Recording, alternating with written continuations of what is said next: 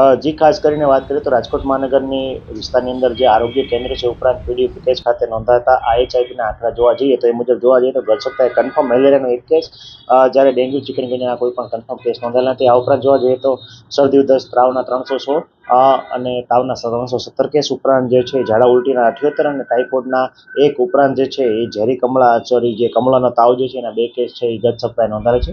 આ ઉપરાંત કોઈ પણ રોગચાળાના આંકડા છે એ નોંધાયેલા નથી. જી, ગત સપ્તાહ જે એની પહેલાના સપ્તાહ જોવા જઈએ તો શરદી ઉધરસ અને તાવના કેસોમાં ગરમીને કારણે હાલ જે છે એ ઘટાડો નોંધાયેલો છે. જી, હાલ જોવા જઈએ તો સવારે થોડોક આંશિક ઠંડી ઉપરાંત બપોરે ગરમીનો અહેસાસ થઈ રહ્યો છે. ઘણી વખત જે છે વાયરલ ઇન્ફેક્શન વકરવાની શક્યતા છે. લોકોએ ખાસ કરીને પરેજી છે એ રાખવી જોઈએ.